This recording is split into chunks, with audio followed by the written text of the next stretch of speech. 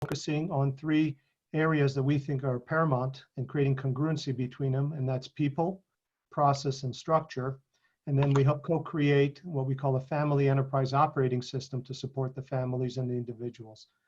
So Rachel and I, many of you know us, and I'm looking at some of the folks with us tonight. By the way, Rabbi, apropos that we have an intimate group for an intimate discussion. So I might also add that I'd like this to be a discussion and encourage you guys to unmute yourselves and ask questions. And I have a few slides to support the conversation. But my experience is that the more conversational this is and personalized, probably the better the outcome and the benefit to all of us. And I find that I learn as much from the participants as I do in sharing it from my own experience. Just as a side note, Rabbi, we probably should have put COVID or political predictions in the title. Maybe would have had many more people, but again, grateful to be here with everyone. Rachel and I came to Jackson in roughly 2014, and we spent a year here. It was a trial year. We left everything in place in Philly and came out for a year with the kids, put things in a trailer. And at the end of that year, I said, time to go home. And she asked or said to me, I thought we moved here. And many of you know that story. And that was the beginning of that segment, a stage in our life and that adventure. But that opportunity also created a lot of chaos for us, a lot of choices and a lot of decisions. And all at once, everything seemed very important. The kids and my career and living happy and fulfilling and joyous life. And we're really struggling and making good decisions. And at about the same time, I was fortunate through a coaching program to meet a gentleman whose name is Lee Brower, who we spent a few days with out in Utah back in 2015. And it's through him and through the work he's done for many, many years that we came to know some of these concepts. For me, the more time we spend working with families and the more experience I have with what we teach and the work we do, interestingly, the more parallels I see with my Yiddishkeit, with our heritage. And while I'd like to tell you that I'm inventive and ingenious with a lot of these concepts, as my mom says, there's nothing new under the sun. And a lot of these things really are embedded in the teachings that we've been teaching as a culture and as a faith, one generation to the next for thousands of years. For me, it's a modern take, and the concepts I think are simple enough, and most of the learning has been through the kids. So I have my kids here with us today as well, and if you guys are inclined to jump in, please do. But one of the ways to learn is to practice what we preach. And one thing I can say for sure, almost to being a broken record, is that we certainly around our household spend a lot of time advocating these ideas and trying to empower the kids to learn as much as possible. Thank you very much for that brief background. So tell me a little bit about how these ideas of the empowered mindset has enabled you to be able to bring some of this wealth of wisdom and knowledge to your family. And please share with us some small examples of how it's impacted your personal life, your family life, your relationship with Rachel. We don't need all of the details, but just give us some general details or general ideas as to how we might be able to better understand what this is that you're talking about. Probably the best way to understand is to pull back the cover in a moment and share some of the concepts with you guys. Again, most of the learning was done anecdotally, was done by trial and error, just like we do parenting and just like we do everything else in our life. There's something that I like to share often, which is the learning is in the struggle. And when you take away the struggle, you rob somebody of the learning. And as a parent, especially today, we look around and parents are so apt to jump in and help out and try to make life so much easier for the kids. But in doing so, they're really robbing children, or in any situation, of the learning. So most of my learning, in my experience, Rabbi, came from taking these concepts, bringing them home, and through trial and error. And I have to say, the first few years of walking around the house and evoking these ideas was met with blank stares and here he goes again. And really, But I remember being in the kitchen one day, and one of my children made a remark about having to do something, and Rachel reacted to them and said, you know, you don't got to do it, you get to do it. And I said, oh, this is working. You know, everybody's kind of catching on here. And so really it all dovetails and culminates in this idea of a mindset, you know, and just like gratitude is a practice and a mindset, so are many of these other ideas. And so it wasn't going to be something you can just buy or flip the switch on or write a check for. It was going to have to be a practice that we were going to introduce and embrace and work with. And some of the concepts and some of the ideas have been tremendously helpful. There are others that don't show up as frequently for us. But I think that's part of any beautiful practice, whether it's a religious one or yoga or, you know, not comparing the two, but to just make the point that practices should be unique to the families and the individuals, but the growth and the success is in the practice itself. And I think I'm getting a little off track, but an important point to make, in a society where we're trying to hack away at everything, you know, the kids walk around and, you know, hack this and hack that, and I got to hack, and hacking is shortcutting. And there's a lot of stuff in life you can shortcut, but there's certain practices I'm coming to learn that you don't want to shortcut. And that the experience and the joy, and especially, you know, we could do a show of hands, although I can't see everybody's video, but I think in the last 6 weeks, 8 weeks, how many practices, how many things we've all reconnected with because of COVID. You know, more meals at home, more conversations, more games, more talks, all the things that are so dear and near to us. So when I say practices, it can be that simple. It's just things that are essential elements to your joy and fulfillment that you want to hang on to. That sounds great. Thank you for sharing that. Now, Avi, my question for you is, if you can give us just like a general rundown of some of the ideas that you hope to be able to talk about, so we have a little bit of a sense as to where we're going this evening, and then jump into the first principle. I think gratitude is always a great place to start, because if a person doesn't have the capacity to be able to express thanks and appreciation for everything that they have in life, it's very difficult to be able to find the joy of life. And one of the main principles of Yiddishkeit, of Judaism, and particularly of Hasidic life, is to be able to be joyous in life. And I think that so many of us are searching for a way to be able to hack, so to speak, joy. And there's no better way to start than expressing gratitude. In fact, it's the first thing we do when we wake up in the morning as Jews. We say, Modeh Ani, thank you, God, for returning my soul. Thank you for giving me another day. So if you can just give us a little bit of a bird's eye view where you plan on taking us this evening, and then begin with the principle of gratitude that we've talked about so many times, and share with our audience some thoughts about that and how we can apply that to our lives practically.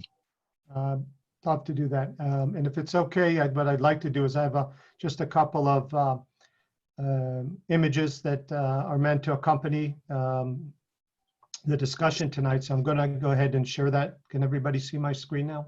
Yeah. Yeah. Wonderful. Okay, so I'll put that up. And again, feel free to ask questions and make this interactive. I think a good backdrop, and there are three, the mindset really has three primary principles, which we'll talk about. And in fact, let's go ahead and bring those up.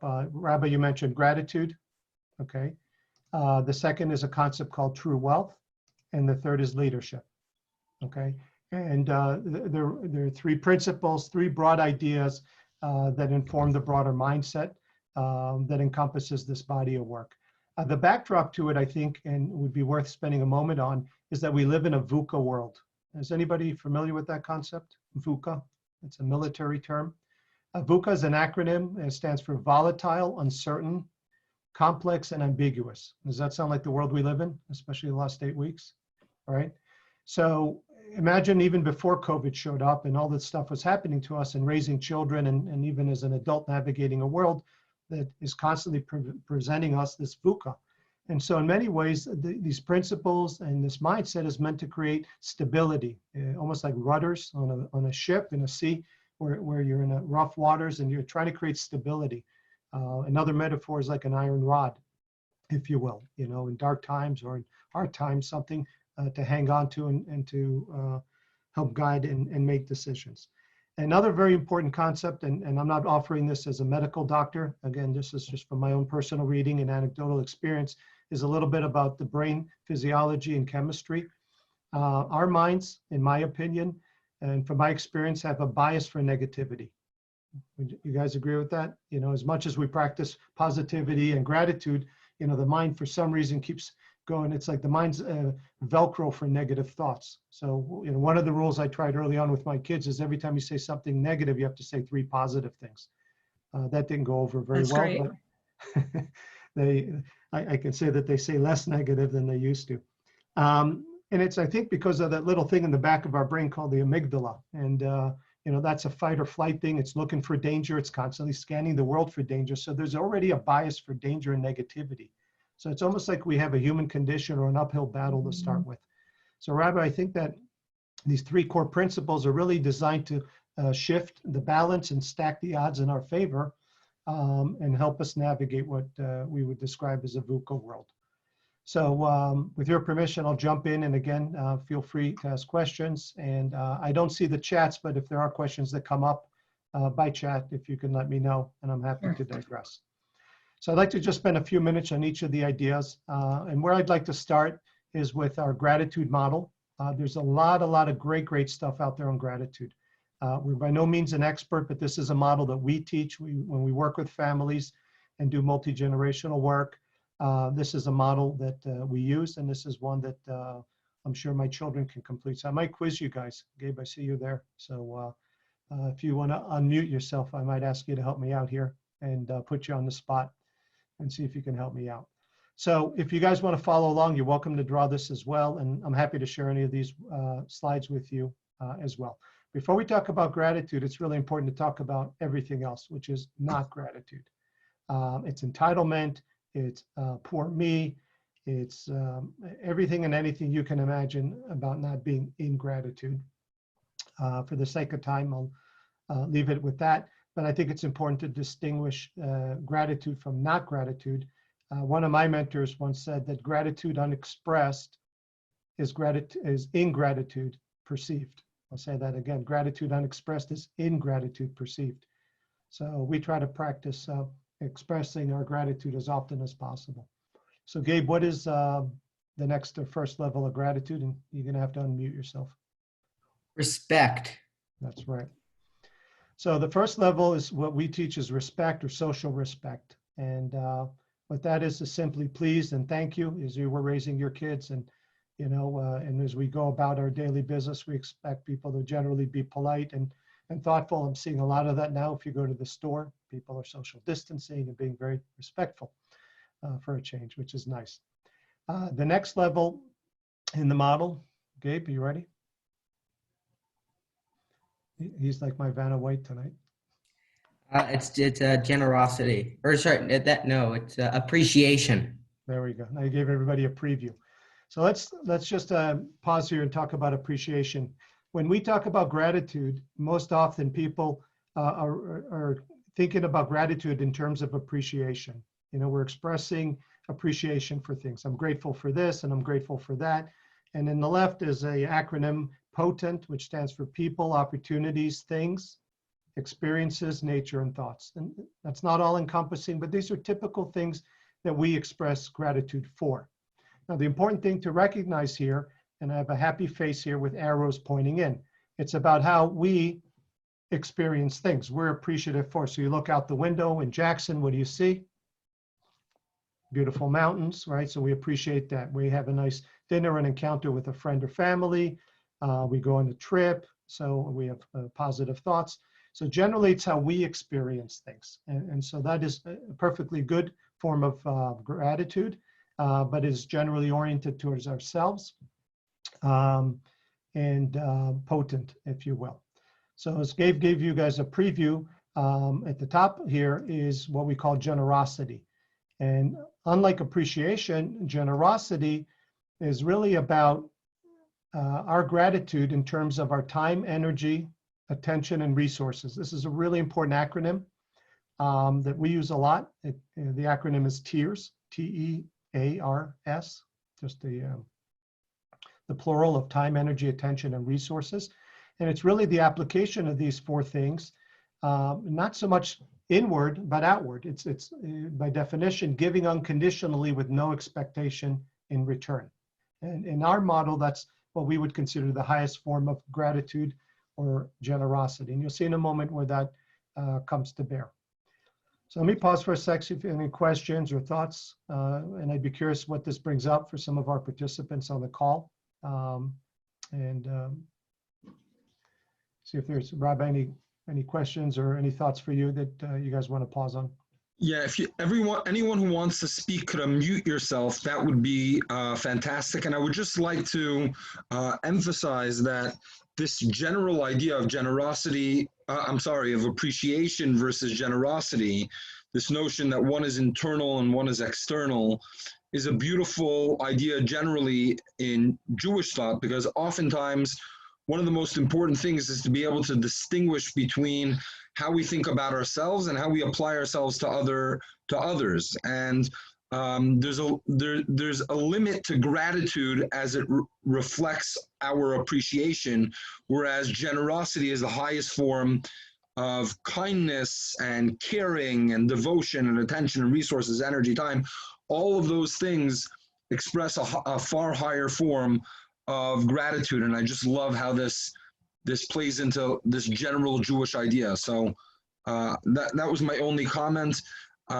There's a comment over here from Avram Kaufman, who's writing the difference between Gemilos Chasadim and Tzedakah. Tzedakah is, Tzedakah generally is the idea of tzedek, which is doing that which is righteous or that which is just. And then you have Gemilos Chasadim, which is an overbearing overall sense of kindness, which is one of the main ideas that we're talking about throughout the counting of the Omer, this effort to be able to work on our kindness, work on becoming more kind, more attentive to the people around us. Avram, do you have any comments? Please feel free to pipe up. In the meantime, back at you, Avi. Thank you. Just a couple of other quick thoughts and an anecdotal story. So those that know me well know that I'm on a plane every week or two. And one of the habits I've developed is as soon as I get to my seat, I look around for opportunities to help people around me. It might be helping a fellow passenger put a bag up, giving somebody a pair of headphones, which I always have a bunch in my bag, from all the headphones that they hand out on the flights, maybe to a passenger around me that doesn't have one. But really just to give out generosity, which is amazing. If you do it to 2-3 people around you, it changes the energy in the 6-foot perimeter that I'm going to be in for the next 4 hours. But let me share something more important. Beautiful. And thank you, Razi. This here, appreciation, think about it as being grateful for. And then here, think about it being grateful in. And the reason I'm making that distinction, for and in, say you have a bad accident, you're injured badly. It'd be hard to say that I'm grateful for being injured. Right? That sounds almost crazy, right? Well, I'm grateful I broke my leg. Nobody says that. But you could be grateful in. You could still be grateful for many other things while having a broken leg or being injured. So another version of generosity, or this higher level of generosity, is a mindset of always being grateful in. That and what comes to mind for me, Rabbi, is Viktor Frankl in Man's Search for Meaning, right? Is that idea of being grateful in.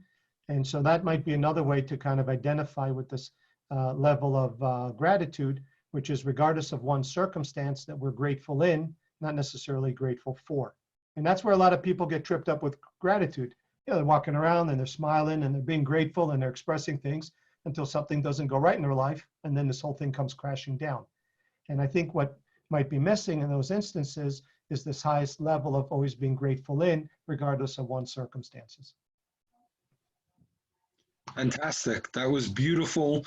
Any comments or questions, feel free to pipe up. I just would like to highlight that you said that beautifully because, Viktor Frankl in Man's Search for Meaning talks about this notion where people are constantly in a state of terrible life experience. He was a survivor of the Holocaust. Much of his research was done not in a controlled study, so to speak, but he stood around and watched his fellow Jewish people in a concentration camp, and he noticed that some people lost all of their sense of life and dignity, and others maintained an overall sense of gratitude. And that sense of gratitude and dignity was a choice that they had to make in between, as he describes it, the stimuli, which was the negative life experience that they had, and the response that they had, which they took to be a positive one, even if the life experience that they were having wasn't very positive at all. So they chose in between the stimuli and the response. They had the power to choose. They recognized that power to be able to choose. And so Frankl talks about that from the perspective of the human mind, or the human heart has the capacity to be able to choose. In Chassidus and in Jewish mysticism, particularly now as we celebrate Lag BaOmer, which is the day in which we celebrate the life story of Rabbi Shimon Bar Yochai, the founder of Kabbalah, the author of the Zohar, the great mind that showed the Jewish world the deeper dimension of Torah, thought, and wisdom. What he added was that it's not just the mind that has the capacity to choose, not just the heart that has the power to choose in between the stimuli and the response, it's the soul that has the capacity to choose. And that soul never gets covered up. It's never in a position where it doesn't have the strength to be able to manage through the challenge. And so it has the power always to be able to overcome any obstacle and recognize that it's created in the image of God. It has the power to choose always. And so while Frankl talks about it as from the mind perspective, from a psychology perspective, a psychoanalytical perspective, Chassidus and Kabbalah talks about it from the perspective of the soul. So beautifully said, and absolutely, it's that challenging circumstance where really we find the gratitude. Do you have gratitude only when it's easy, or do you have gratitude when it's challenging? And I think this leads me into the next topic, where you talk about this whole idea of gratitude in versus gratitude for, but also if you can share more about the subject of gratitude as it relates to this picture that you've drawn for us, which we have talked about in the past, as it relates to generosity. Sure. I've got a question. Yes, please. Hi, talking to you from Sydney, Australia. Part of Awesome. Welcome. our hearts are always with you all in Jackson. I have a question as to whether gratitude in, you said that the mind automatically goes towards the negative.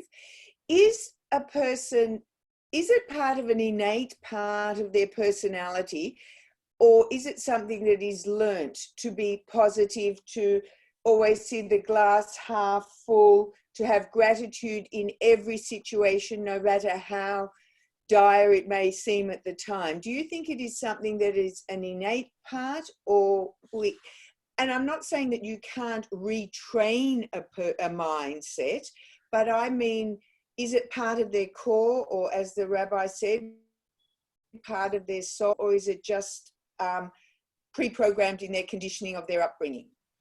It's a great question. I'd like to answer you from my personal experience. And so I've learned that by being intentional in developing a practice, it's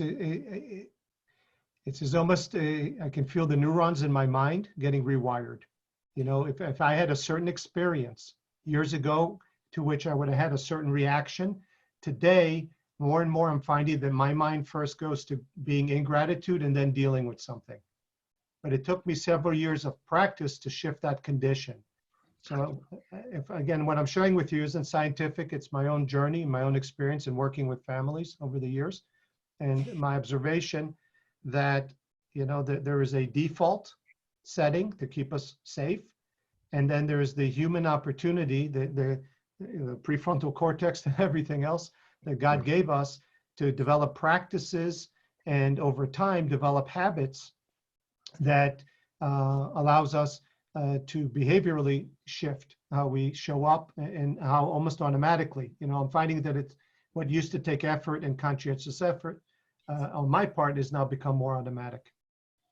Yeah, but what I'm saying is, do you think that people can be born innately positive, and doesn't matter what they go through, they will still stay positive. You're talking about the retraining of the mind that Sure. that more negative can become positive. Do you think that people that are positive, I find that people that are positive, it is harder for them to become negative. Negative people can become positive by the intentional training of their mind. What I was wondering is whether you think that a person, a child is born positive. Yeah. You know, grateful. I'll tell you humbly, it's a great question. And one of the things humbly that I'm always careful to do is not answer questions that I don't know the answer to, and to admit Okay. that I may not know the Can I answer. say something on that? Please, sir. I would say, you know, there are people, often you'll find that people that are very optimistic and happy people, they had, you know, they had good families growing up, they had less negativity. But just as a mother of 6 children, and, you know, we raise our children, you know, almost all, you know, in a similar way, in a positive, light, sort of happy house. It's amazing to see how some children, they'll, you know, find the negative and they'll find things to complain about. They'll find things that they're unhappy with. And then some children, they had the exact same scenario and the exact same circumstance, but like they just tend to sort of, they need more help finding the positivity. It's less natural. So I think that there's definitely a place of nature, and then what do we do with it? Do we help, like Avi said, would you take that nature and then try and work on it and try and develop it to be a more of a optimistic and positive, or do you take that nature and just, you know, leave it? I think it's probably a balance of both, you know, a bunch of both. Having brought up 3 children, I agree with you that I think there's a huge innateness in one's ability to be positive or fearful. And so I think it does have to be worked upon in the intentional sense that Avi is saying. Thanks. Yeah, absolutely. Just one more perspective Avi. on generosity before we move on. As parents, sometimes when our kids come and complain to us that they're bored or have nothing to do, you know, one of the things I overhear parents often say, and I find myself saying, is go find somewhere to be useful or go find somebody to help. And it's interesting when we work with families, we hear often people describe themselves as being happy, fulfilled, having meaningful or meaning in their lives when they're being generous, when they're contributing and giving. And it's interesting, the corollary, you know, it's not because they have lots of stuff or things, although those may be things they value too, but they often describe themselves as being happiest and most fulfilled and having most meaningful lives when they're giving and giving unconditionally, giving generously their time, energy, and their attention and resources. So there's an interesting parallel there. And again, for young children, I think it's the importance of teaching them to go and to find ways to be helpful and to give as ways not only to not be bored, but to learn how to be happy and grateful and, you know, not entitled, etc. Rabbi, were you going to say something? I was just going to ask you, because I think this is a great leeway or a great opportunity to talk about events and outcomes, Yep. which is something that you have often talked about to me and shared with me as a framework to be able to think about this in a practical way. And for me, one of the greatest parts of it is that you break it down into such a simple way that anyone can walk away and implement it into their lives. So please talk about the events and outcomes. I'd like to set it up by saying that if I could only share one idea with someone, if I could only have shared one idea with you guys tonight, this would be the big idea. Because I think in this very simple formula, there's so much teaching and learning opportunities. You can hang so many things conceptually off of this. And if I can remember to navigate through my day with this top of mind, it's incredible how well it serves me. So very often as individuals, we operate with the premise that events equal outcomes. You know, something happens, we live in a VUCA world, and, you know, an event happens and we define it as our outcome, as if it's a one-to-one relationship. And so our perspective is that events do not equal outcomes, okay? And that the actual formula is E plus R equals O. So if you guys are happen to be taking notes, this is the magic formula you want to jot down tonight. E plus R equals O. Okay, and the words are events plus an R equals an outcome. But the R can be one of two types. Okay, the first version is what we call a reaction, and notice that it's in red. And a red R or a reaction equals to a red O or a negative outcome. Okay, now I'm going to give you guys the cheat sheet. You remember the prior page, there was something in red and something in green? Who recalls what's in red? Not gratitude, right? So very often, if we have an event in our life and we react to it without gratitude, if we come at it from being not grateful, very often we're going to have a negative outcome. Okay, and I see this with young children. I see this with adults. This is on the road in road rage. This is in businesses. This is really in politics and in every corner of the world. And so our perspective is that if we can slow down and have a green R, or what we call a response, we can change a situation from being a negative or a red O outcome to a green O. So the way we speak it, particularly around the house, is a green R equals green O and red R equals red O. So where this is actually very interesting in practice is that, if something happens and one of the kids is going sideways, and in my opinion, they're having a red R or reaction, all I need to do now, after years of, talking about this and teaching, is just to say, and Gabe, can I pick on you since I see you here? I'll just say, hey, Gabe, you're having a red R. So I don't have to stop and have a 20-minute conversation with him. If I just say, Gabe, red R, that's just a little reminder to him that he's not in gratitude. He needs to take a deep breath. We have another joke. It's called the big P, big pause. And in that moment, go to wherever he needs to go mentally, have a little gratitude, and then have a green R. And it's amazing if he can give himself that gift for 5 minutes, he comes back another person. He comes back with ideas and solutions for how to deal with a particular E. So we could sit here and debate whether or not we have any control over the E's. I've talked to some very successful entrepreneurs and doctors and such, and some of them have made the point that 100% of the outcome is our reaction or response, that we have no control over the events in our life. Some people might say it's God's hands or it's fate or whatever they believe, but what we have control over is reaction or response.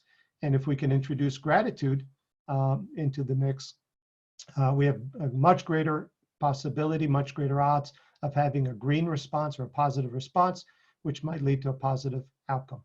And so we have a little saying about going big, begin in gratitude. And so when I was sharing with you earlier to the question about teaching myself how to respond better, is that anytime I have a moment of frustration or something happens to me, maybe I'm feeling my stress or anxiety going up about something, I try to pause, take a deep breath, and begin in gratitude. I have some positive reflection, and from that, I'm not ignoring my circumstances, but from that vantage point, deal with the situation. Again, and worth mentioning is the simplicity of this has proven to be something that we can transfer to the kids. And as recent as last night, talking to my son Liam, who was upset about something that happened, which was an E, reminding him that his fate in life is not determined by the event, by how he chooses to respond to it. So I'll pause here, see if there are any thoughts or questions, Rabbi, before we move on. What does BIG stand for? Sorry. BIG stands for, Gabe, what does BIG stand for?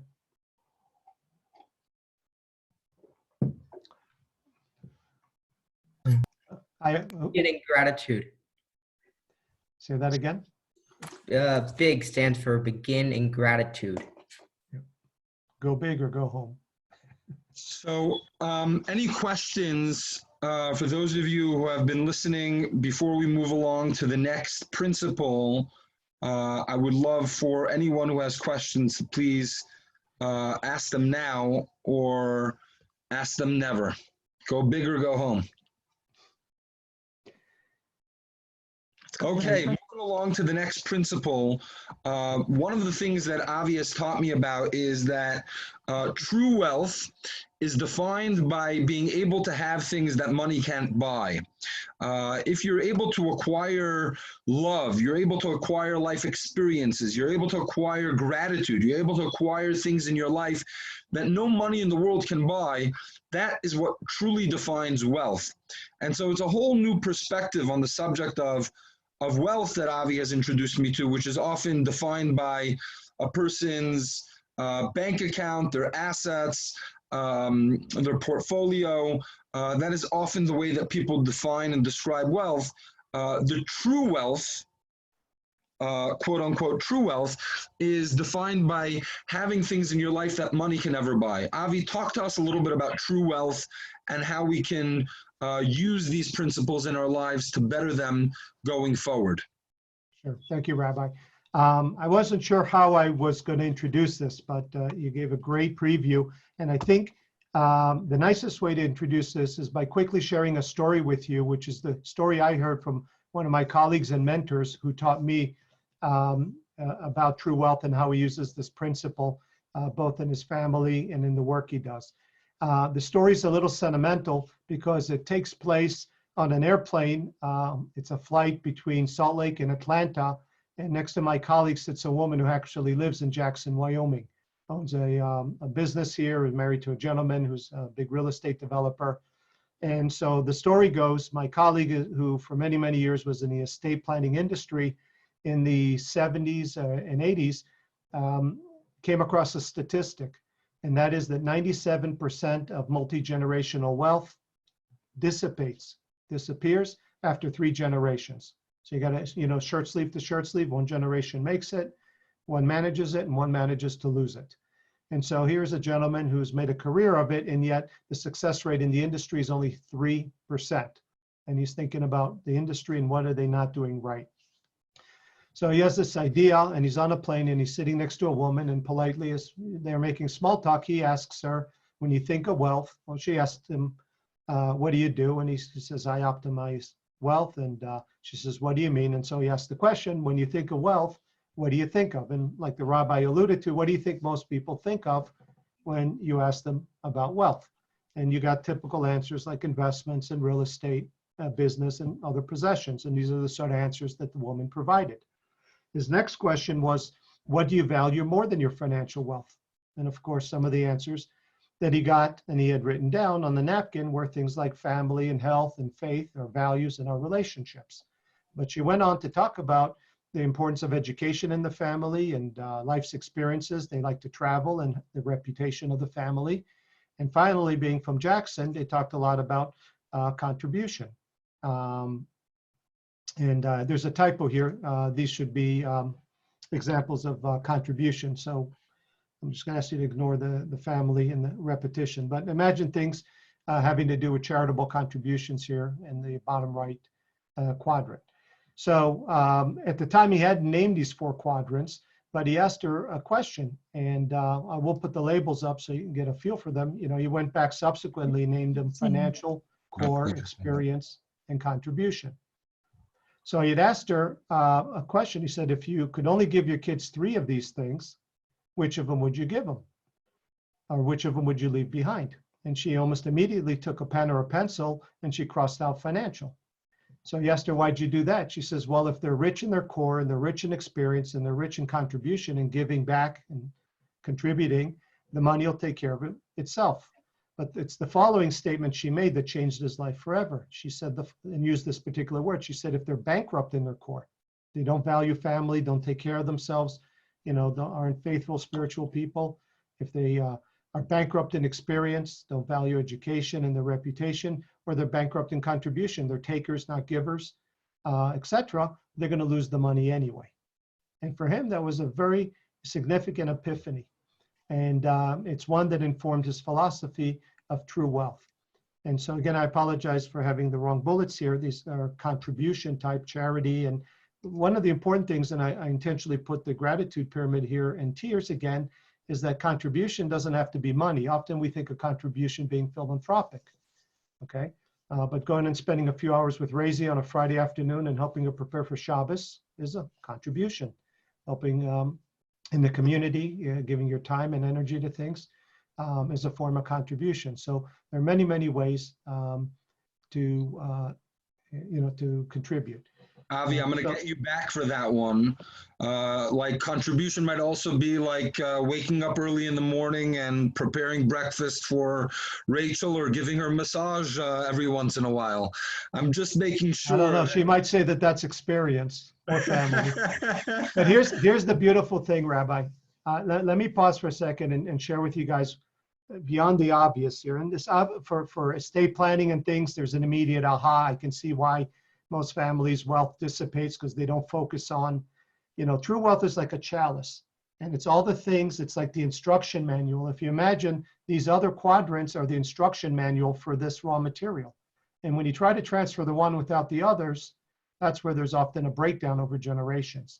But more importantly, the gift to Rachel and I, having gone through this experience the first time we did, was a sense of clarity, what our true wealth was. So if you remember, I shared a story with you in the beginning that it was 2015, and and here we are trying to figure out some transitions in our life, and lots of things that seemed important. So one of the benefits of a true wealth mindset, or the principle of true wealth, is that it helps distinguish between essentials. In fact, let me go to the next slide, and we can kind of talk about it, is that it gave us a lot of clarity, focus, and energy. So when you have clarity, that gives us energy. When you have clarity, you can focus on really what matters. And so we did a series of exercises that helped us really get clear about what our keys were in each of those areas. Okay. So we like to say that true wealth ignites clarity, and clarity is energizing. And we found that when we work with families or even with children, and we get clarity around what they care about, because this is really no more a conversation than what do you truly care about.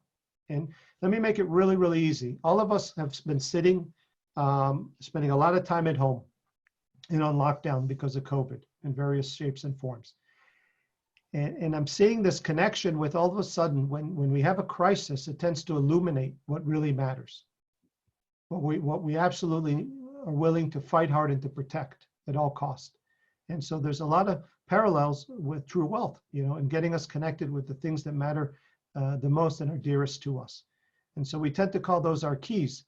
And it's having clarity about those keys that helps us really focus about where to use our time, our energy, our attention, and our resources. So I have here the next point about optimizing our tiers. Rachel, forgive me for being as transparent, but Rachel and I argued a lot less when we both knew each other's true wealth and had agreements about where to put our time, energy, attention, and resources. Because very often arguments are about what to do with your resources and what the priorities are. So the clarity and the focus around these things really allows us to wake up every day about what and focus on those essentials. And when something shows up, we can distinguish between whether it's very important or essential. I'd like to share a quick anecdotal story here because I think it's in a very helpful distinction to make. The same gentleman that I've been alluding to, Lee, shared a personal story with me. A number of years ago, he lost a son to cancer. And he was in high school when he got sick. And I'll give you the essence of this story. He was in remission. And as he was graduating, I think it was during his senior year, the cancer that he had managed to beat came back with a vengeance. And he's in seeing the doctor late one week, and the doctor is giving him the news and telling him he needs to come in the beginning of the week on Monday for a procedure. And so Nick says, I can't come in on Monday. And the doctor repeats, you need to come in, Nick, this is really important. And Nick again says, I can't come in Monday. And again, the doctor says, Nick, you got to come in. And so the doctor repeats, and Nick finally says, you don't understand, doctor. On Monday, I'm going skydiving with my dad. I'll come in on Tuesday. See, in Nick's mind, the essential was, for him, was going skydiving with his dad on Monday. He understood the gravity of his situation, but his essential was the experience of skydiving with his dad, possibly the last thing that they would do together very important was coming in and dealing with the procedure.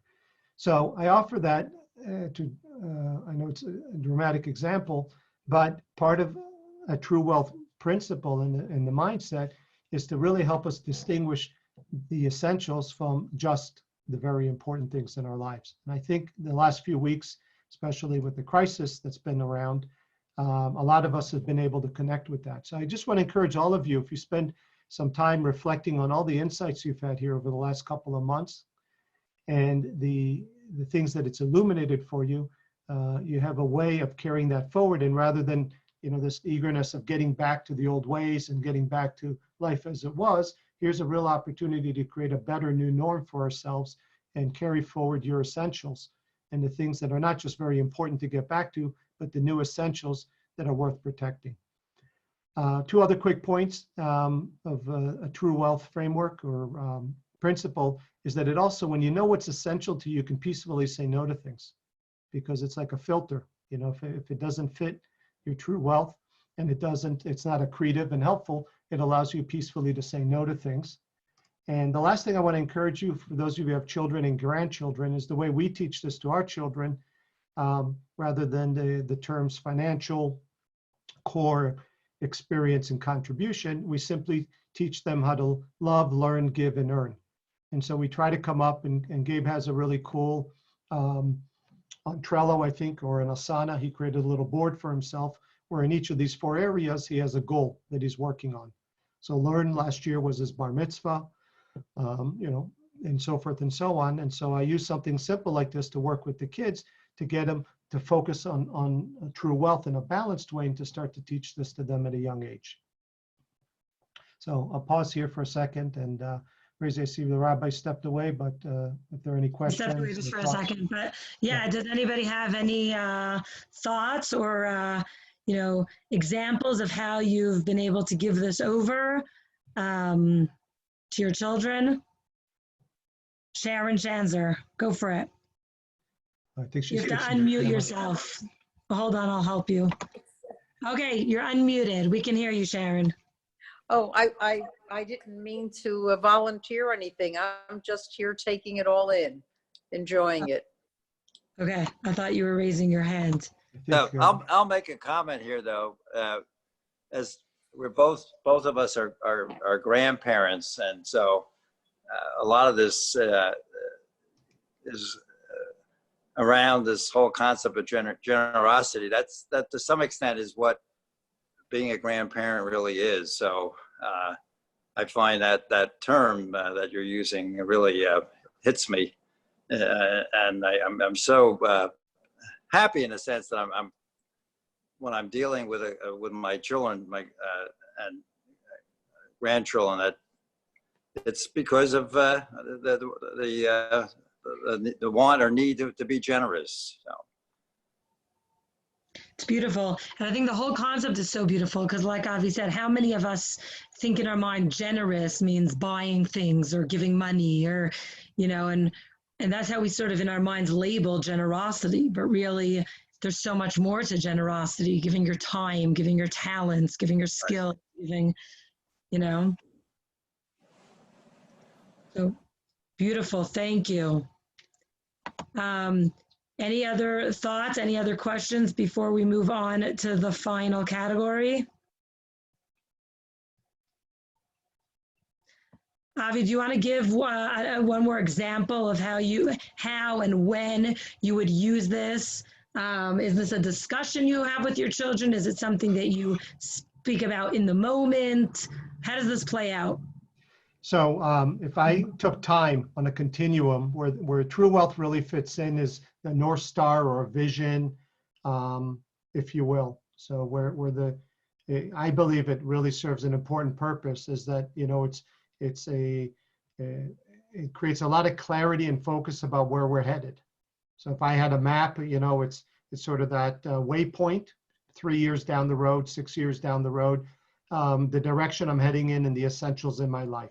Because on that journey in a VUCA world, there's going to be lots of choices and decisions that have to be made about our time, our energy, our attention, and our resources. And it's very helpful to have clarity and focus about what the essentials are during the journey. so that we can figure out peacefully what to say no to, what to focus our attention on. And if we have to protect things and make choices, what are we protecting? So, a quick example, Razy, is, like any business person or successful individual, however we measure it, there's a lot of demands on our time and a lot of opportunities to participate in things and travel and do things. And so, for me, perhaps under the core, under family, is to spend a certain amount of time with my wife and kids. And so remembering that every single day as one of my keys might inform a decision or a choice to participate or not participate in something, even if it means turning away, financial opportunities. Because if we define, if I'm going to, if we want to live happy, fulfilling, meaningful, and impactful lives, it's very important that we make choices every day that are congruent with our true wealth. And so very often when we see people that maybe have millions, if not billions of dollars, and yet don't seem to be fulfilled, what we see very quickly is that one of the tires, it's almost like four tires, one of them is super inflated. They knocked it out of the park financially, but in the other three areas, they got flat tires. How much time are they spending doing the things that they enjoy doing? How much time are they traveling? A constant conversation in our home is balancing stuff with experiences. A lot of people, maybe for them, a big, beautiful home is important to experiences. Other people would prefer to put those resources in contribution or in travel or other things. So there's no right or wrong here. There's no judgment. The opportunities for individuals to connect with what they care about and to use that to inform the decisions they make. And I think for children, equally so, even though they don't always have control over everything, they can still focus on one important objective in each of these areas. Might be a 6-month objective, a 1-year project, and give them the control and the satisfaction and the fulfillment of setting and achieving those milestones in their own lives. So areas where they can contribute what they want to learn, areas where they'll give, areas to define the love part. People. So love is that in Northwest Quadrant, it's family, faith, and health. So, we describe it to children as love, Got it. If we went back, I'll just go back here. Yep, so it's this quadrant, it's. Got it, it's that core. Yeah, so, it might be spending time with somebody they love. So my mom's here, and so I might be spending time with Sasa, or Mom's on the call, and it might be taking a trip with Mom. So, it's just something to get them focused on, that matters. For me, it might be 5 minutes every single day with my wife, and that, by the way, was inspired by the story about the Rebbe, having tea with his wife every single day. And now we found time to do that. So you can draw inspiration from lots of places, but, it's simple as that sounds. Imagine for those of you, that are married or in relationships, taking 5, 10 minutes, 15 minutes, and maybe you don't do it every day, but if one of your keys is spending 15 minutes with a loved one every single day in the form of a cup of tea or just catching up, or I think, Rachel, you shared with me a story from one of the Rebbitzins who had in Philadelphia, almost a dozen children. And it was like, Rachel said, how do you parent? How do you spend quality time? She says, I just make sure to spend 5 minutes with each of the kids. 10 minutes. 10 kids, 10 minutes, something like that. But, whatever that can be worked out, her core was that 10 minutes with each of the kids each day. And so they felt like they had that touch point. Beautiful, very powerful. Okay, unless we have a question, let's move along to leadership. Yep. So our third principle, and leadership is huge. And, by no means, we are putting a stake in the ground and saying we're experts. There's a lot of great stuff out there. Our effort here to evoke leadership really is about a path to mastery, and calling from really important bodies of work and helping to create some awareness around what it takes to both be a leader in a family, but also to lead ourselves. Because a lot of this really is about finding the motivation every day to get into motion around the things that we care about. So if we know what our true wealth is, if we have the things that are important to us, well, how do we get and stay in motion around those things? And so a big part of leadership in the Path to Mastery is about doing that. So this is going to be our final slide here, and I have some bullet points, and I'll just share some thoughts, and again, open it up for discussion. First of all, our perspective is that our character as individuals and our family is the greatest influence that we have. So say it differently, is the greatest influence we have comes from our character. But the interesting thing about character is that we don't just wake up with it one day. So the building blocks to character, there's a lot of good stuff about this. It's a process, and if you reverse engineer it, it really starts with our daily actions. So you think about what people you admire do every single day, and they have daily actions that have become routines in their life, which eventually became habits, which contributed to their traits, and that ultimately formed their character. So, an American icon that comes to mind is Benjamin Franklin, and he often talked about habits and routines, and, in his book and his autobiography, there is a lot about the daily routines that he undertook that leads to character. But again, the whole idea here is that we want to strengthen families, not by coming in and being a crutch to them, but by helping to strengthen leadership within families so they can continue to thrive over multiple generations. The idea of motion theory, and we could spend hours on this, is really about getting into motion around important things. And so what we strive for here is looking for what we call an MVP, minimum viable process or practice. So I don't want to embarrass Jordan, but I'll just anecdotally share with you that a few weeks ago, she was talking to me about a few things she was struggling with. And so we went on a walk, and what we talked about was what could she do to create a trigger every day around the new habits she wanted to form. And the idea is the smallest little thing somebody could do. So a quick example unrelated to Jordan, maybe somebody wants to exercise every day. So rather than committing to a half hour of exercise, right, just commit to getting up and putting on your sneakers. And you say, well, how's that going to help me? Well, chances are if you get up and you put on your sneakers, you're probably going to go for a walk or exercise. All right. And if you don't feel like going for a walk or exercising that day, well, take off your sneakers. But if you can commit to the smallest little step to get into motion, chances are that that momentum will carry you forward. The way I learned this from one of my mentors was that he once shared with somebody that he admired. He had learned that this other individual read from the Bible every single day. So he says to him, I really admire you. I'm going to read from the Bible for 10 minutes every day. I said, good. They didn't see each other for about a year, and then they met again. And so the individual said to my colleague, so how's it going? I remember you said you were going to read from the Bible every day for 10 minutes. He says, I got to be honest with you. I did it for a few weeks, and then I stopped. I said, what happened? He says, well, I read for the first day 10 minutes, second day 10 minutes. I forgot on the third day. So what did he do on the fourth day? He read for 20 minutes, right? You have to make up for it. Then he did a few more, and he forgot a few more, and then he fell out of the habit.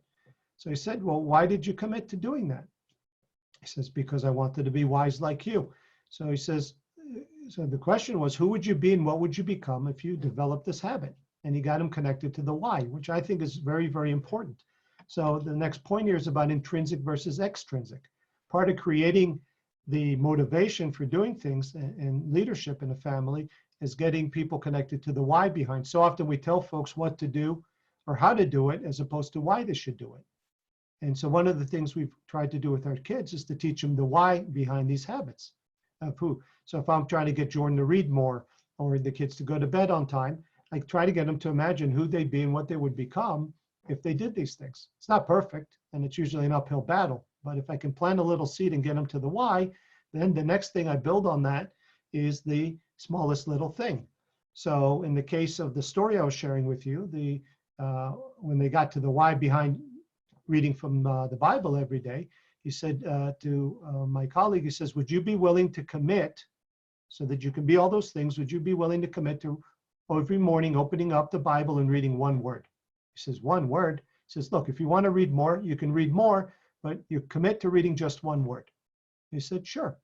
And so that was 10 years ago. And he says, he cannot remember a day that he didn't open up the Bible. And some days he he reads for hours, and some days he may only read a few sentences. So again, there's a lot of important stuff here, but on the aggregate, it's about getting to the why of things, creating conditions to get people into motion around the habits and the keys and the things that they care about. And along the way is important things like mindset. So I shared a cute story earlier about Rachel and the get to and got to. And it's very important about being in choice. Think about all the things that we do throughout the day. We say, oh, I got to go there, and I got to go to the supermarket, and I got to go get the kids, and I got to take a shower, and I got to, and I got to. And if we had more time, I would do an exercise with all of you, but you're welcome to do it on your own. You know, sit for a few minutes quietly and make a long list of all of these things that you got to do, you know, that you don't particularly care doing. And then see how you feel. You know, ask yourself, okay, now that I thought about all these things for about 30 seconds, how do I feel? All right. And now think about all the things you get to do. I get to go on a walk. I get to ski. I get to spend time with loved ones. I get to cook. I get to, and see how, you know, and then ask yourself, how do you feel? All right. And it's amazing the big difference in being in choice about things. And so one of the important habits we're working on both with our families and in my own personal family is shifting from a got to a get to mentality. You get to take the garbage out. There's a magic truck that drives by and picks up the garbage, and you don't have to schlep it 17 miles to a, you know, to a dump.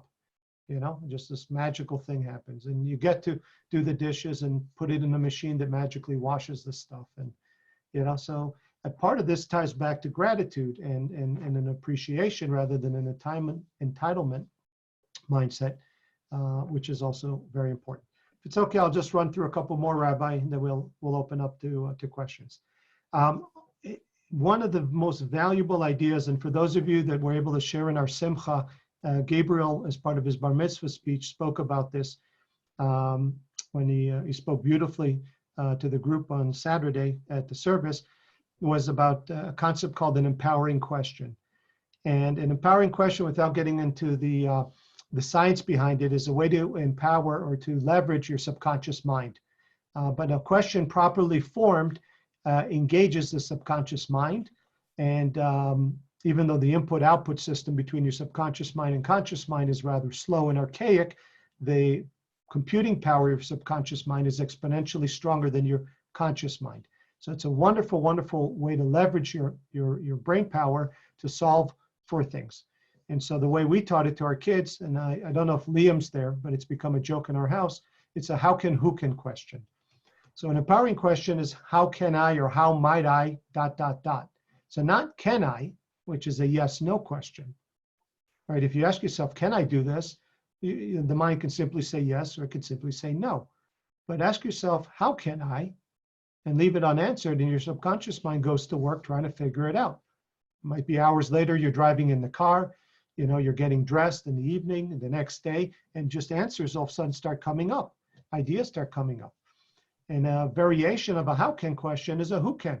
Who can, you know, help me, ... or who can assist with ... And it's amazing, you know, often we think we have to have all the answers, but there's lots and lots of people in our community, in our lives, who can also help us. So the reason I mention this here, particularly in light of my kids, is about owning a situation. And I'll give you one quick last anecdotal story.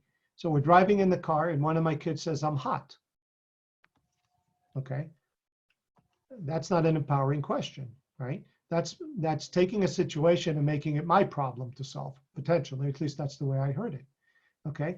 And the learning there, and what we would encourage our kids to do, is not tell me that they're hot, but think about how can I be more comfortable. And then what we do is make a request. Would you be willing? So if they have a challenge or something, I'm not expecting them to be able to, and at the time they couldn't open up their own window from where they were sitting, but they can ask us an empowering question, which is how can I be more comfortable? And then make a request, which is, would you be willing? And the power in that, in the sequencing and the words don't so much matter. I think what matters here is the mindset of taking ownership of a challenge.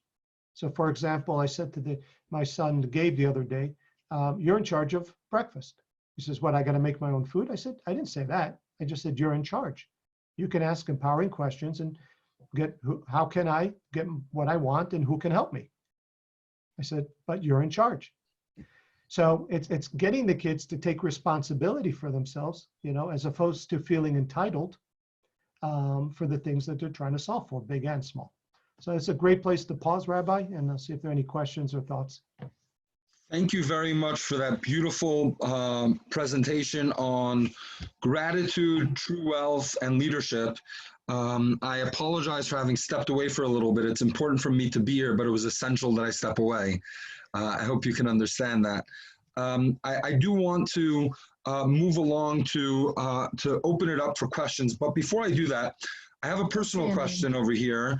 You know what, let me, are you seeing Leon's question? Let's go to I'm Leon. not, I can take the screen off, and I left the last bullet point. In Go ahead. this attitude, is there a place for anger or frustration? I often find that being able to vent frustrations help me reconcile them. Often people who have experienced trauma benefit from speaking and discussing it, while ignoring or suppressing it can be harmful. What is your approach to righteous anger? And if I butchered that in any way, Leon, go off mic, go on to mic. Reconcile versus reconcile, and that was all great. Yeah. So, Leon, I'm going to give you my anecdotal answer, not a professional answer from a psychologist or psychiatrist. I think that processing and dealing with our emotions is critical. My nuance here is that in the process of doing that, I try to go big. I try to come at it from just pausing and going through, being in gratitude. And again, I'll just evoke the beautiful words that the rabbi shared about Viktor Frankl. He had every right to be angry. He was in arguably the worst of circumstances. Yet in that circumstance, he chose, as I understand it, to be in gratitude and to define the meaning, and then to deal with the circumstances and process everything from that. So I don't want to at all suggest about suppressing feelings or not processing things. I think that ultimately we're responsible for our feelings. We're responsible for the solutions. We can, engage others. We can seek help, but it's really up to us, right? Amen, Anili. I'll let my mom or the rabbi finish that. But it's wisdom that goes back to our sages about our responsibility to take action. So I hope that was a thoughtful answer for you. Leon, do you have any follow-up questions to that? Do you agree, disagree, want to debate Avi? Live here in front of everyone, please feel free to do so. Avi's a big boy, he can handle it all. If anyone has any other questions, please unmute yourself and just fire away. We'd love to be able to get this conversation going with any questions that you have about what Avi shared. I'll just allow, go for it.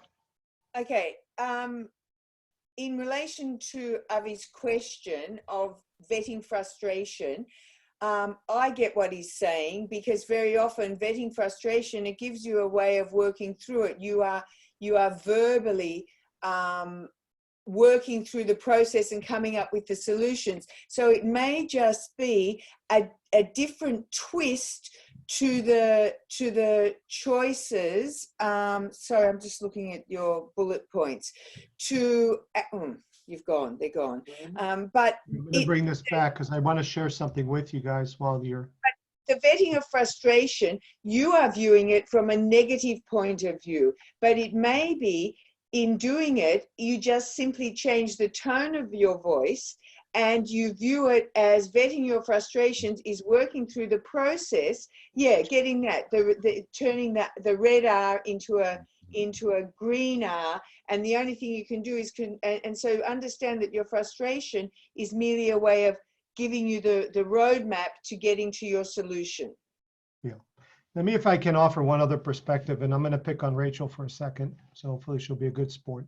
So she's perfect, of course, and her mom's here. So I'm going to say that nice and loud. But imagine that she does something that is upsetting to me. Okay. And, I have a certain experience, or there's a situation that I want to deal with, that's bothering me. there is, you know, if you reflect on these two formulas, okay, very often, you know, if all we do is kind of process the anger and everything and go and deal with it, you know, we might be dealing with it from being angry, from being frustrated about a situation, okay? And I found over the years, whether it's Rachel or a situation at work or any other number of things, if before I deal with the reality of it, not ignore it, but actually address it, I can pause and begin in gratitude. Remember all the things that I'm grateful for about Rachel. Remember all the things that she does right, or, you know, any number of things, okay? Not ignoring the circumstances. The way I show up and then the way I address the whole thing is diametrically different than the way I would have done it if I didn't begin in gratitude. So it's, you know, sometimes in relationships, people say, oh, you know, and there's a reason I'm bringing up Rachel. I'm not trying to pick on her, but it's a place where it's very viral and very real and very emotional, where we very quickly get emotional about things.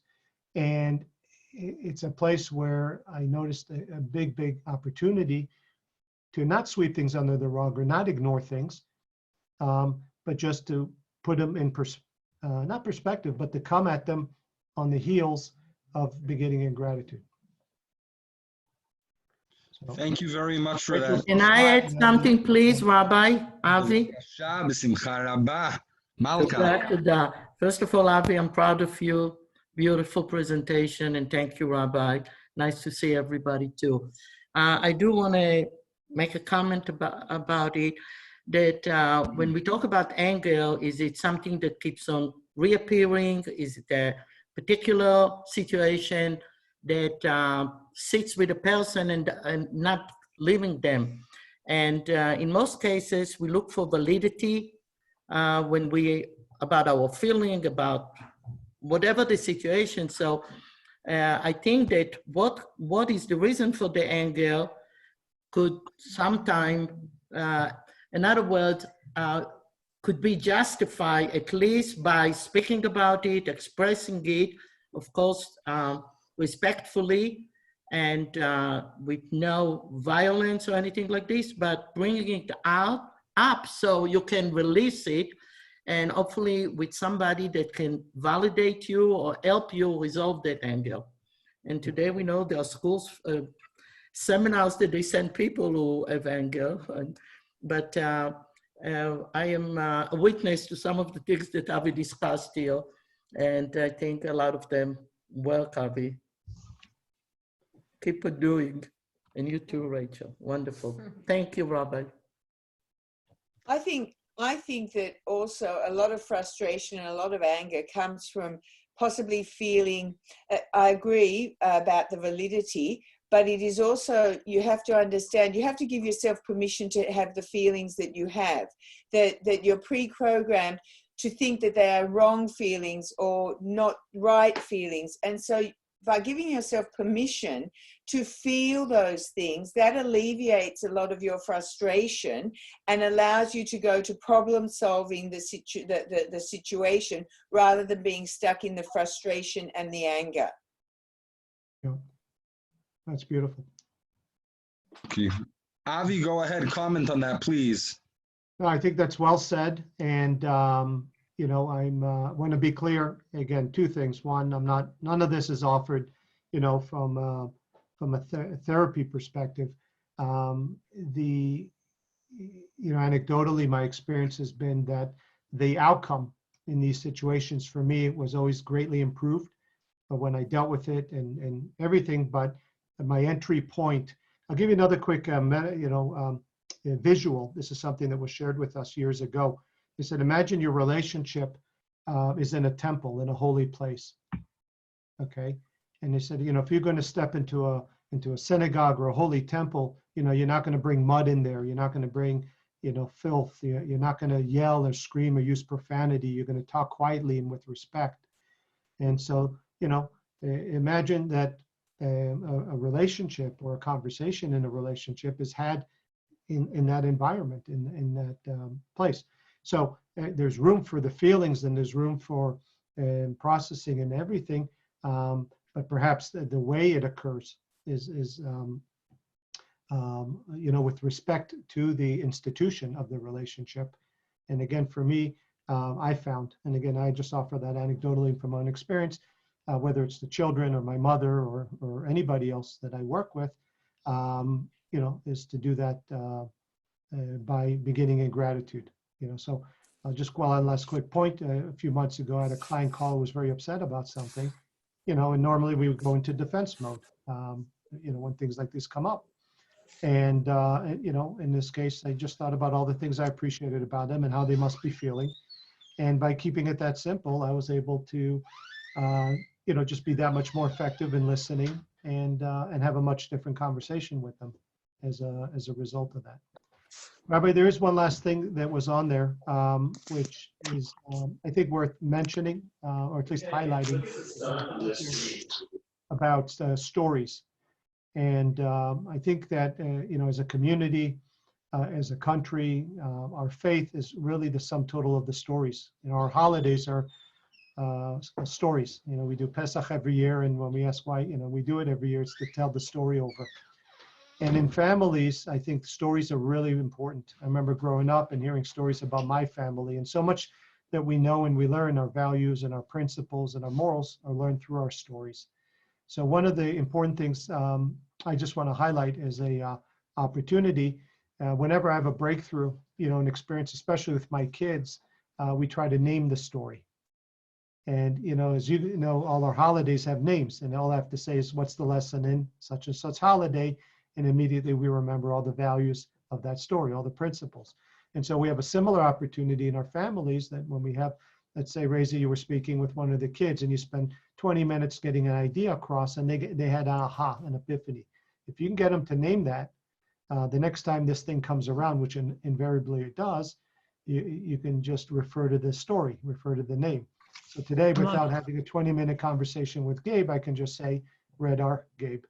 If Liam isn't taking ownership of a situation and trying to figure out things for himself, I just need to say, I just go like this, which is how can, who can. I don't have to give him that whole lecture again. So I think there's something very powerful in naming stories, and by putting naming them puts a handle on them, and then there's a way to pass it down as lessons.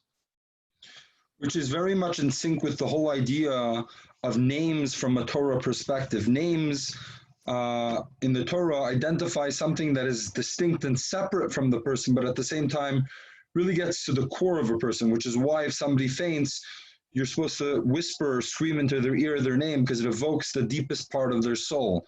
The name identifies something in a very deep and profound way. So if we have the capacity to be able to name something, it viscerally reminds us of the idea and brings back that idea to the fore and enables us to be able to run with it.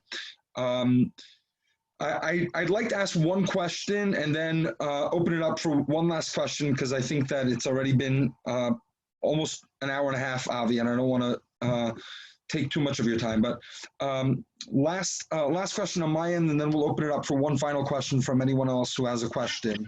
My question for you, Avi, is you talked about the intrinsic versus the extrinsic motivation. This is important as it relates to any motivation, as it relates to any relationship, as it relates to any connection.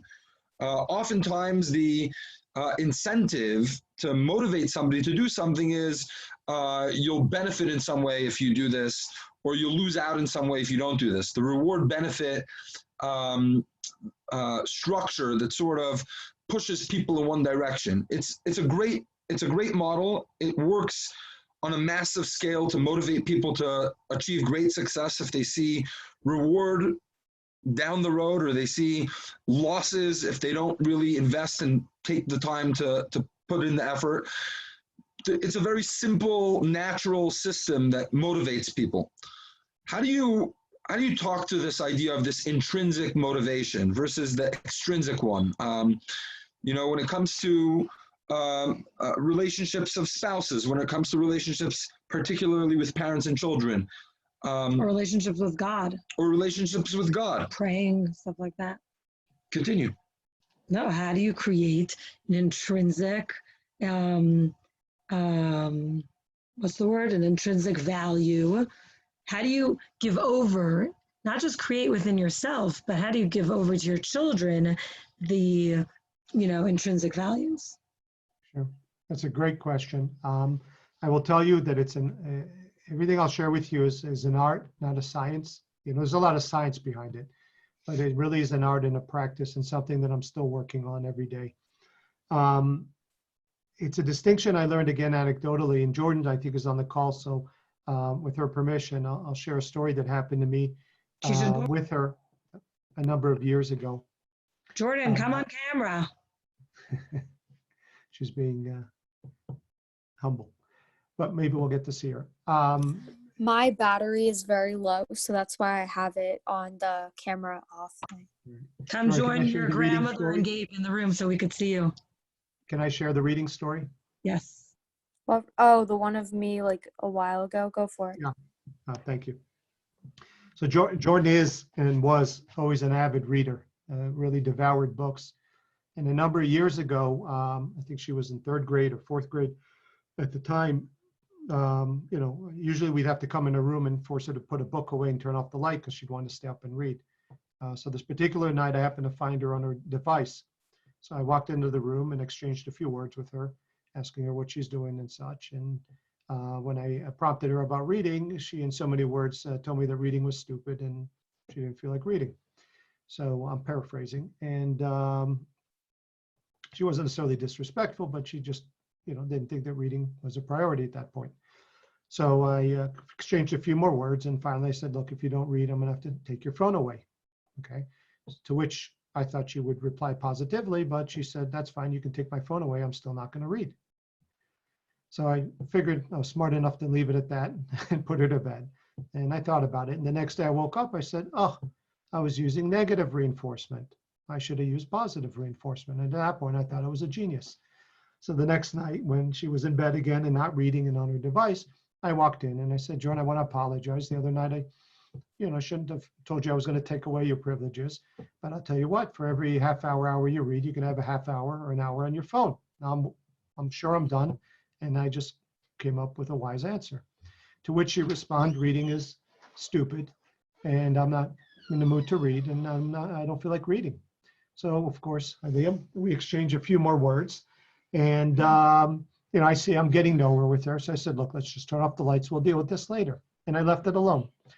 So I thought about it a little bit and it really bothered me. Why did she go from reading to not reading? And I remembered what I had shared with you guys earlier tonight about the why behind things. So a few nights later, I go to the room and as best as you can with the 3rd or 4th grader, I said, Jordan, I want to talk to you about something. And it has to do with your reading. I want to talk to you about why I'm concerned and why it's important. So I said, I got her to imagine, and I started asking her question. I said, imagine if you read every single night, how smart will you be in 3 years? How good will your grades be? What will you be able to do? How easy will college be? And as best as I could get her to imagine who she would be and what she would become, I just got it, and it took me a little bit to get her to play along and to warm up, but eventually she started giving me thoughtful answers about what she could possibly become if she developed these habits. So I said, based on all that, now here I'm bringing in motion theory. I said, based on all that, would you be willing every night to open up your book and read one sentence? And if you don't feel like reading, you can close your book and go to bed. But if you want to keep reading, you can stay up and you can read.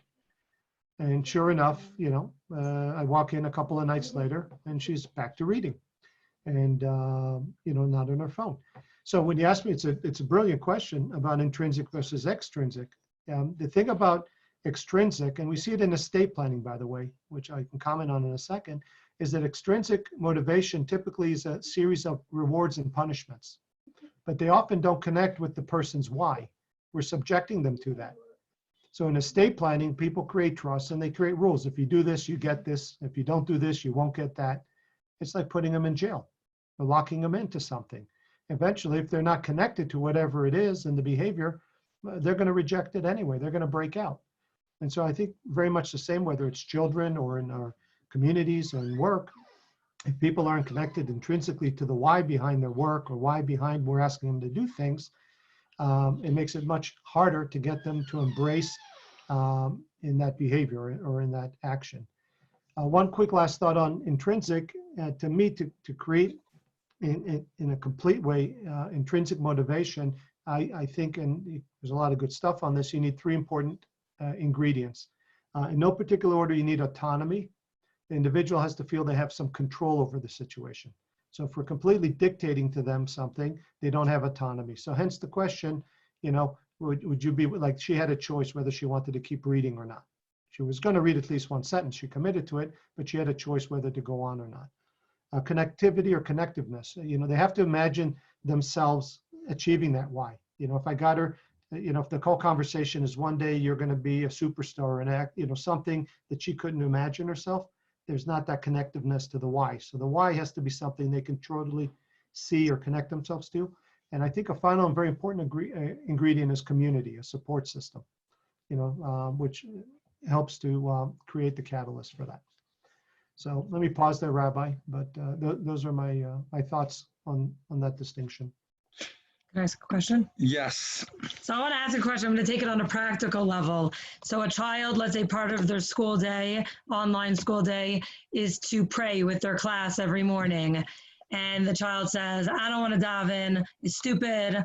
It means nothing. I don't care. I don't want to daven. So you could talk about the importance of the relationship with God. You could talk about, you know, just choose one paragraph. You know, you started those tidbits. But how do you know, you said, I'm going to open up my notes right here. You said you have to have the community and the support system. So explain that and connect to the why, something they see and can relate to. If they are, sometimes there takes maturity to see something and relate to it. So how do you necessarily bring that in if you don't see that? Does that make sense? Great question, Razy. And I'm going to preempt it by saying, again, this is an art, not a science. For me, the first thing that came to mind is a simple way I remembered to do this is meet them where they're at. So if the first thing, if they said to me, that's stupid, Mom, why do we have to do that?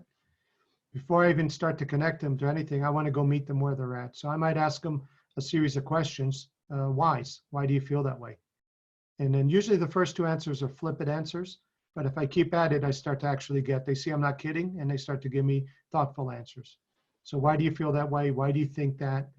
You know, and I just try to get a sense of, you know, are they just throwing stuff around because they want to get attention from me, or do they genuinely have some belief behind this? And if I can understand their belief, then I can take their belief and intrinsically move it somewhere else by getting them to imagine the benefit. But before I'm going to try to create that why for them or change their belief, it's very important for me to figure out where they're at and what beliefs are getting in the way of taking action that's congruent with what I want them to do.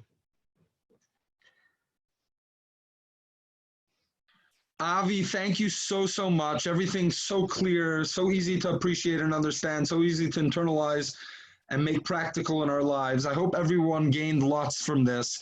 Thank you all so very much for joining us. And please put your hands together for Avi for such a wonderful, wonderful presentation. Thank you for taking the time. And if anyone wants to follow up with you, Avi, and ask follow-up questions, what's the best way for them to be able to get in touch with you? They can email me directly, Avi, AVI, at cantormail, KANTORMAIL.net, or through you, Rabbi. You're welcome to share my information with them.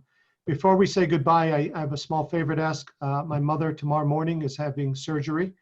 So I just want to wish her good luck. And if everybody who knows her or is willing just to keep her in your thoughts and prayers tomorrow. I've read anecdotally and heard lots of great stories about the power of prayer in the community. So we'll stack the odds in your favor. And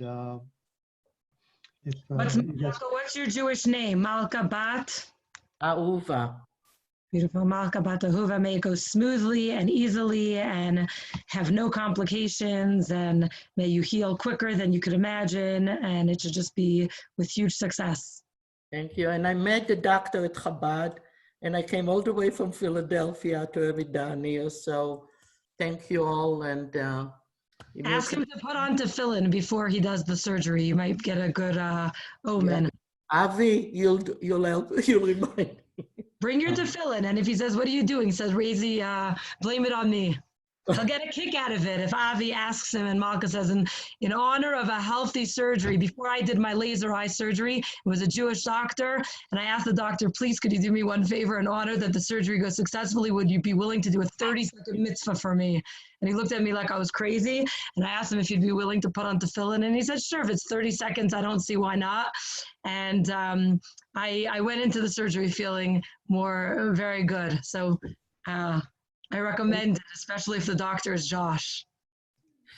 Thank you all so much. Rabbi, I just thank you, and I'm grateful for the opportunity to share our thoughts this evening, and grateful for all the work that both of you do here in the community. So thank you, Avi. This was great. This was informative. I wrote full-on notes, and I look forward to implementing it, and you'll get a lot of questions on how it goes. wonderful. Thank you. Good to see you, everybody. Take care. Have a wonderful night. Thank you again so much. Dad, unlock the door.